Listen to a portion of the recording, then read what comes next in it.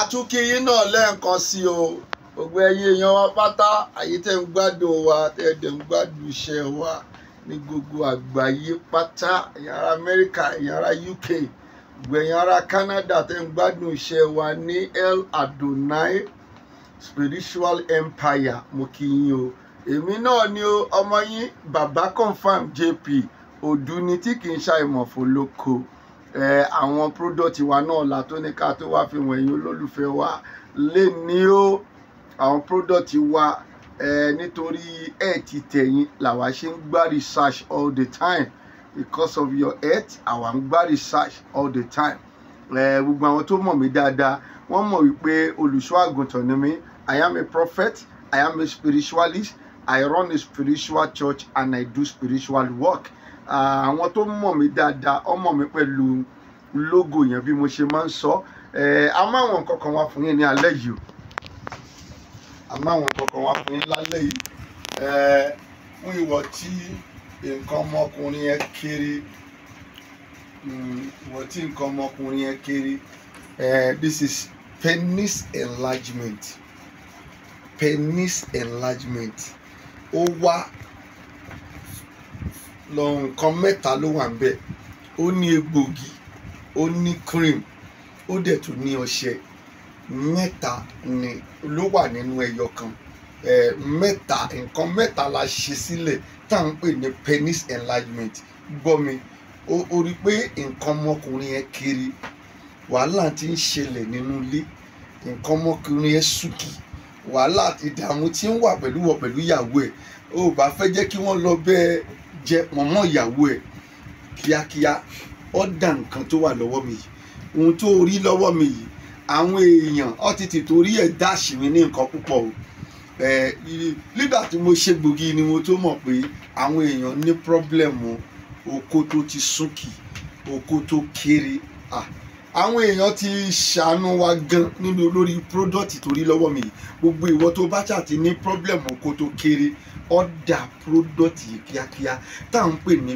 penis enlargement jẹ́ kí wọ́n sọ good news kan fún ẹ nípa ẹ̀ kò ní any side effect rárá egbògi Yorùbá la fi ṣe ó dẹ̀ dájú ó tètè bí mi sọ̀rọ̀ lórí workshop 08022040950 bá mi sọ̀rọ̀ kíákíá àwọn èèyàn ọ̀dẹ ọmọ ìyá mi I waste time má jẹ́ kí wọ́n lọ jẹ pọ̀nmọ́ ìyàwó ẹ̀ má jọ jẹ pọ̀nmọ́ ìyàwó ẹ̀ kó o tètè ọ̀dà ẹ̀ gbogbo ìwọ kòkòrò inú ẹ̀jẹ̀ nìyí gbogbo ìwọ tó ń feel like nǹkan rìn lágọ̀ọ́ ara ẹ̀ nǹkan rìn dodo ara ẹ̀ òun feel like pé ẹ̀jẹ̀ ti níṣù sórí oògùn kòkòrò inú ẹ̀jẹ̀ ni tó dájú wo lórí ẹ̀ ó dájú pa ó dá mi lójú ìwọ kan pè wá ọkọ mẹ́sẹ̀jì wa ní El Adonai Saboti Spiritual Empire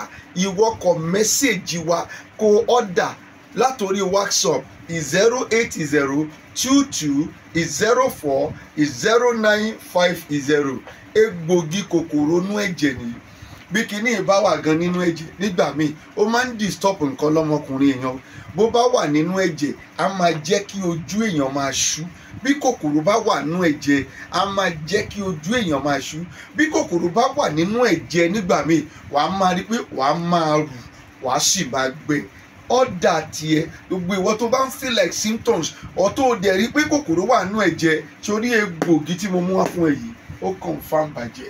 God bless you.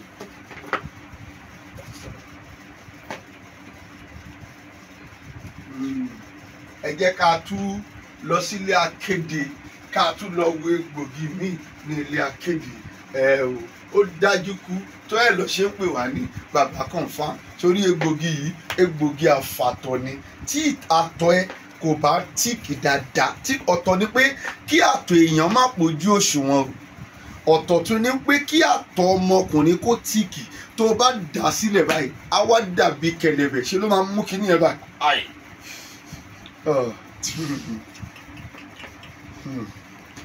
àwa láti ní ọ̀pọ̀lọpọ̀ experience yìí ó jẹ́ ká lọ fà nítorí ẹ̀yin oníbàárà wa wàláì ọ̀pọ̀lọpọ̀ experience, ọ̀pọ̀lọpọ̀ paper, ọ̀pọ̀lọpọ̀ àwọn èèyàn ló máa wá wọ́n á sọ experience. Listen pé nǹkan ọmọkùnrin ò pójú òṣùwọ̀n ó yàtọ̀ sí àfàtọ̀ o. Nǹkan ọmọkùnrin tó bá pójú òṣùwọ̀n a ti sọ nínú fídíò wa tá lákọ̀ọ́kọ́. Tẹ́lẹ̀ kejì yìí àfàtọ̀ ni tó bá kì tán tó bá rìlíìsì ẹ̀ síbi tó yẹ kó rìlíìsì ẹ̀ tí ló máa mú ni àì. Ọ̀dà tiẹ̀ ó confam bàjẹ́ tó bá ń gbọ́ confam bí orúkọ mi bàbá confam JP sórí egbògi àfàtọ̀ yìí ó confam bàjẹ́. Kò gbé mi lórí mẹ́sẹ̀gì mi lórí workshop 08022040950 tó bá ń gbọ́ ó confam bàjẹ́ òun lórí yẹn àfàtọ̀ nìyẹn. Ọmọ yẹn ò mọ nǹkan kan a ní àwọn egbògi tó jẹ́ wípé àwọn èèyàn tún ọ̀dà láti ìlú òyìnbó tó tún bá wa tà. Wọ́n ọ̀dà láti ìlú òyìnbó wọ́n tún bá wa tà nílùú òyìnbó. Àwọn èèyàn á pè wá. A ní àwọn tó ń bá wa tà ní UK, aláwọn tó ń bá wa tà ní Turkey, aláwọn tó ń bá mi tà ní America, àwọn tó ń bá wa tà tọkọ máa ọ̀dà tó máa ní ká sẹ́ǹdì ẹ̀ sí wọn táwọn náà tún tuta láwọn ibi tí mò ń sọ yìí. Wo egbògi aleko nìyí o. Ìwọ tó ń ṣe bọ̀dá tó ń ṣe 1 minute wáyà wà máa sọ fún o ti ṣiṣẹ́ jù, iṣẹ́ ti pọ̀ jù lénìí, iṣẹ́ ti pọ̀ jù ló ṣe lè ráyè ṣeré. Wọn kì í bóbìnrin sọrú ẹ o. Wàláì obìnrin yẹn máa lọ jẹpọ̀ mọ́ obìnrin yẹn ta ni. Tó bá bóbìnrin sọ tó gẹ́tì bọ̀dá 3 minutes bọ̀dá 2 minutes ni mò ń bá sọ sórí orí ìwé rí egbògi aleko ni. Tó bá ti bu sínú ògì tó bu síbì kan sínú ògì pẹ̀rẹ́ kó mú kò dìgbà tó bá fẹ́ ṣeré kó tó lò. Èyí máa ń rectify problem ni, máa lò ó máa rectify problem ẹ̀. Tó bá dẹ̀ fẹ́ ṣeré wàá bá bẹ́ẹ̀ pé ara ẹ ti ṣe kí ló ti wà òkè. Sórí òun nìyí aleko tó máa lè ṣe bí 30 minutes tó máa ṣe bí 45 minutes tó máa gbádùn ẹ̀ dáadáa tára ẹ̀ máa move dáadáa ló máa charge òun lórí. Tètè pè 080 ní 22040950. Àwọn egbògi wá ṣú ọ̀pá gbogbo egbògi tá à ń gbé jáde nílé iṣẹ́ El Adonai Saboti Spiritual Empire. Àwọn egbògi tó ṣú ọ ni o. Ẹ tètè wá o kẹ́ ọ̀dà tìyín. God bless you. Jẹ́ kí n tún sáré sọ nípa yìí nínú àwo yìí. Kí n sáré sọ nípa yìí egbògi inárun. Sórí egbògi inárun yìí egbògi tó ní agbára ni. Kó máa bẹ̀rẹ̀ kó kọ̀ máa ráyè. Ǹjẹ́ ni pé oko skunshi o. Nọ́run ti wà ní gbogbo ara ẹ̀. Nọ́run bá wà lára èèyàn náà ó máa ń jẹ́ kí ojú èèyàn kò ṣú.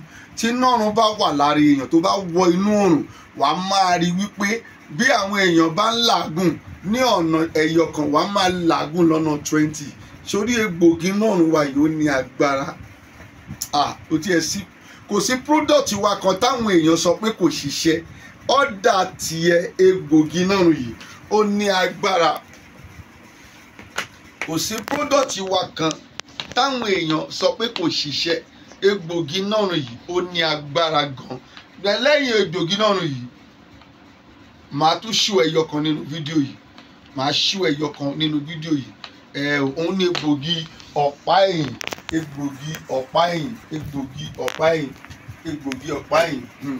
Wo ọmọ yìí tún ara ẹ ṣe bó bá ṣe tún ara ẹ ṣe ló ṣe máa bá ṣó ti rí egbògi ọ̀pá ẹ̀yìn nìyí.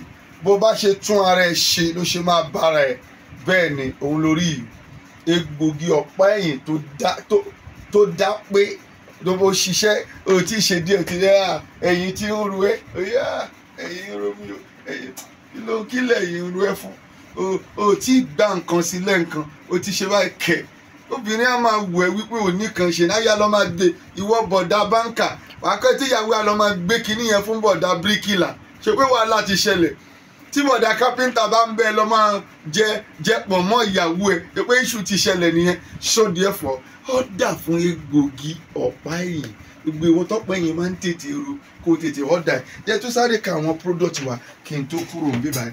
A ní product púpọ̀ gan nínú product wa. A ní product chronic ulcer,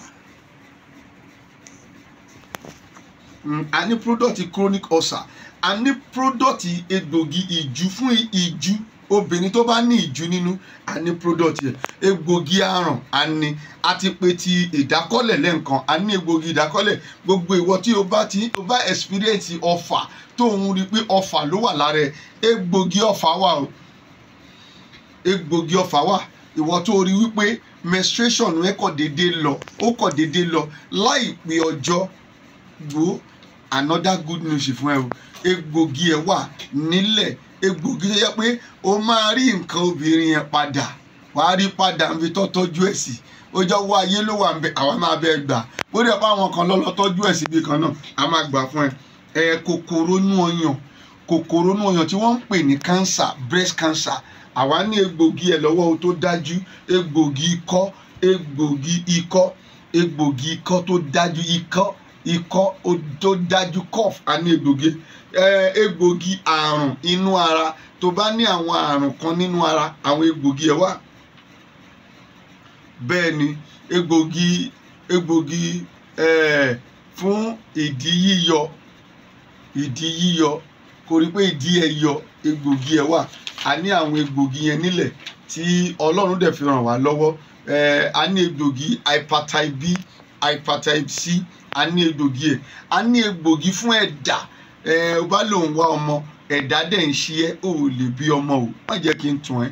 A ní egbògi ẹ̀dà fún ọkùnrin, a ní egbògi ẹ̀dà fún obìnrin. A dẹ̀ ní egbògi pregnancy powder tó ṣúọ̀, tẹ́pẹ́ àwọn tó ti ń wá ọmọ gan, àwọn tí wọ́n ti ń wá ọmọ tí wọ́n rà, Ọlọ́run dẹ̀ ṣe, ó kádàrá wọn, ó rí ọmọ.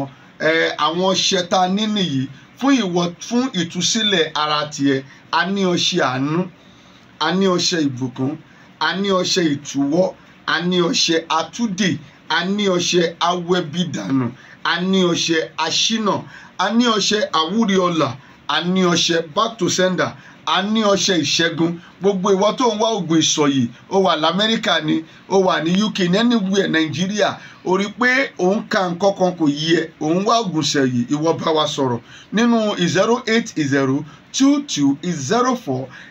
08022040950. mẹ́sẹ̀gì ní bẹ̀ wá bá ń bẹ̀. A ní egbògi fún òyì, ìwọ tí òyì máa ń kọ́, òyì ojú, ọṣẹ òyì ojú, egbògi òyì ojú, even àṣejẹ ẹ̀ gan wà, ríǹgì ẹ̀ wà gan, a ní egbògi ẹ̀. A ní ọṣẹ fún ìfẹ́ràn o, ọṣẹ ìfẹ́ràn, a ní ọṣẹ kí ọwọ́ ayé kúrò ní ara ènìyàn. Ọṣẹ ó dógbó àwọn tí mò ń sọ ìhun tó kàn fáwọn ni. A ní ọṣẹ wègúnwèpè, a ní ọṣẹ tí wọ́n fi ń ṣe ìràpadà fún ògo tó ti kú. Ọṣẹ yẹn náà wà nílẹ̀. A ní ọṣẹ ẹ̀bẹ̀ àwọn àgbà, ọṣẹ ẹ̀bẹ̀ àwọn àgbà tó yọrantí, a ní ọṣẹ ìyọ̀nú, a ní ọṣẹ ìtajà, a ní ọṣẹ wẹ ìṣẹ́ dànù, ọṣẹ tó ń wẹ ìṣẹ́ dànù lára. A ní ọṣẹ tí a fi ń wẹ àbìlù, attack, ànínílẹ̀. Gbogbo àwọn product tó wà nílẹ̀ yìí òun la ní. Nǹkan tó bá wá ń ṣe ẹ́ tí a ò tiẹ̀ kà, tó o bá béèrè lọ́wọ́ wa, tó bá jẹ́ pé ohun tá a ní ni, a máa jẹ́ kí o gbọ́. Mẹ́sẹ̀gì mi lórí nọ́mbà yìí lẹ́ẹ̀kan sí